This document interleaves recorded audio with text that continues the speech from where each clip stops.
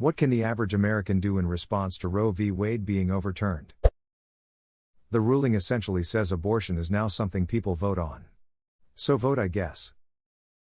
Vote in state and local elections. So many people only pay attention to national politics. Your voice is most powerful at the local and state level. Stay informed and educate others. One thing I don't understand is why so many local and state candidates don't state their positions in websites. I voted in my state's primary recently and had to skip most of the candidates as I just couldn't find out any information what they were looking to achieve in their positions. If they stated what they wanted outright, they wouldn't get elected. Which means you have to ask them directly. You have to go to town hall sessions and meetings, and do letter campaigns, and make sure the public they say they are representing know exactly what their representative will do. Getting involved at grassroots level takes time and effort, but it's the only way to keep the pressure on. They need to be forced to put on record where they stand on important topics. Almost like they count on people working 60 hours a week to survive not having the time for all that. Vote in every election, not just the presidential one. Yep. Being from Maine, this couldn't be more true. Thanks a lot, Susan Collins. I personally blame your state for so much because of her. How could they vote her back in? So sad. Susan won because her competitor, Sarah Gideon, wasn't born in Maine. That's a large part of the reason. Wait until I tell you about Dr. Oz and his passing relationship with the state of Pennsylvania. You mean the American who served in the Turkish army instead of the U.S. Army? Is it because he is loyal to his religion instead of his country? The one with the dual citizenship that once drove past the on-ramp to the Ben Franklin Bridge and now thinks he can be a U.S. Senator. The same one who is staunchly anti-immigrant but has also had the largest fine in history from ICE for employing illegal immigrants. Vote in your local elections and force abortion rights to be election issues. Our VW says that abortion rights is now up to the state government, so vote accordingly and let them know how they can get your votes. To add to this, vote even if you live in a state that will not ban abortion. It should be clear to everyone now that we take our rights for granted because it could be taken away one day. So vote, no matter what. Also, local elections matter. In the county that I live in, only 10% of people voted in the primaries. Stay engaged and make time to do your research and vote, it's important. Our future and livelihood depend on it. Local elections also tend to be where candidates for higher office come from. Want to shape the future? Ducking vote in every election. Things like school funding are very local. The levies in my community had to be put on the ballot twice because they failed to pass the first time. People wanted to defund our schools. Their reasoning? They homeschool and also just don't want to pay any taxes at all. Seriously freaking crazy.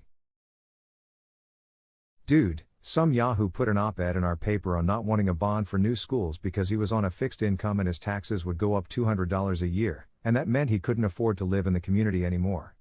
Lo and behold, it passed and that asshole still lives in the community. If you're in Michigan, or other states where pro-choice folks are fighting to get it on the ballot, figure out where they're collecting signatures for the petition to get it on the ballot in November, sign, and volunteer to help find more people to sign the petition. Here's a link. Mobilize.us, mods. If the link isn't allowed, I'll edit and just say what to Google. But make sure you read what you're actually signing. Some people in Michigan were asking people to sign a petition for reproductive freedom, but it was actually a pro-life petition. Excellent point. The day Iceland's women went on strike, bbc.co.uk. Yup. A general strike is best led by the existing unions. If you're in one, talk to your leadership. If you're not, spread the word and follow their lead. I'm surprised there isn't a more coordinated effort for a general strike yet.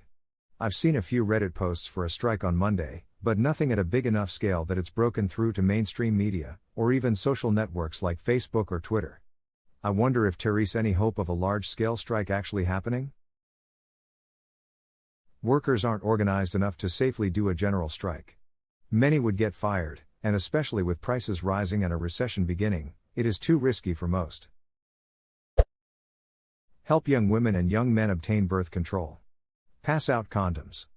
Be willing to buy Plan B. Educate. Educate. Educate. Don't shame. Meet people where they are. The 18 to 24 adult voting group votes way less than any other age group. It would make a solid difference if that wasn't the case. This is the first year I'll be able to vote. You bet your ass I'll be there. Look, RVW turns this over to the states. Want abortion legal? Pay attention to your state's legislature and vote in your state's elections. Inform your elected representatives as to the importance of this issue to you, as a voter. Vote in the midterms. Inform your elected representatives as to the importance of this issue to you, as a voter. Vote in your state and local elections. Cancel travel vacation plans to the retrograde states. Inform the hotels, resorts, theme parks as to your reason. Make it known to the companies you do business with that their position on this issue, and the degree to which they support their employees, will be a factor in your decision to continue to do business with them. Let your prospective employers know the same thing, if you are contemplating a job change. Thank you for giving some options other than voting. I'm in San Francisco, so my representatives mostly don't need persuading. But canceling travel is something I can do. You can still send your reps an email thanking them for their support of reproductive freedom. As someone who works in policy, I've learned that elected officials hear a ton from constituents who oppose what they're doing and not much from those who support what they're doing, which can give them a skewed perception of support for various policies. Oh, good point. I'll do that. Smile. If you're in a state with severe abortion restrictions, call your representative in the state legislature to express your disgust and then get out to vote in November. I live in Texas. I'm certainly not a fan of the Democratic Party, but I will for the first time in my life be voting blue, and I hope more people like me do the same. Back in 2008, I went to an Obama rally. Multiple times in the rally he would mention the ideas or individuals he was running against. The crowd would always boo, and after that he would say the same thing every time: don't boo. Vote. That has stuck with me ever since. Please vote. Voting is not enough. For too long we have neglected our civic duty and we let government get hijacked by corporations and religious extremists. Instead of organizing, canvassing, phone banking, registering voters, we were asleep at the wheel.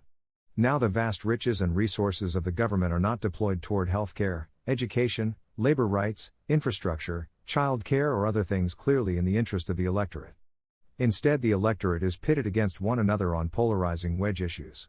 Instead of demanding corporations pay their fair share of taxes and organizing behind candidates that will make that policy, we fight over critical race theory, caravans of illegals, NFL players sitting during the anthem, and other drivel, most of which are completely fabricated. Go to swingleft.org and sign up to volunteer. You can become politically active in 5 minutes. Vote. Because it won't stop here. Realize that taking away anyone's rights will eventually lead to your rights being taken away too, at some point. Whether Roe v. Wade directly affects you or not, it's freedom that's at stake. Edited to add, after reading more comments, I also agree that a national walkout is an immediate statement. Whereas voting takes time. A collective refusal to contribute to everything from work, school, to even a refusal to cook dinner, do laundry, for however long it takes. Yes, it's immediate, a powerful statement. You know the saying, hell hath no fury like a woman scorned. Organize. One key aspect of the decision was Clarence Thomas' concurring opinion. It places other civil rights such as contraception and same-sex relationships on the chopping block. If you don't organize in opposition to these religious fundamentalists, you will lose your civil rights. We are hurtling down the slippery slope. Don't delude yourself that you are safe. You are not. Don't twiddle your thumbs and hope someone else will save you. Get out there, talk to friends and neighbors, join a civil rights group, and vote against anyone with the slightest hint religious or fascist ideology. Remove your uterus and throw it at the Supreme Court. Just over half of reproductive age women have heard of a medication: abortion pills.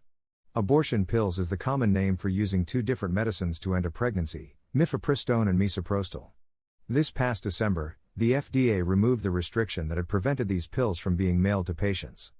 Plan C provides up-to-date information on how people in the U.S. are accessing at-home abortion pill options online. Though doing so does involve some legal risk.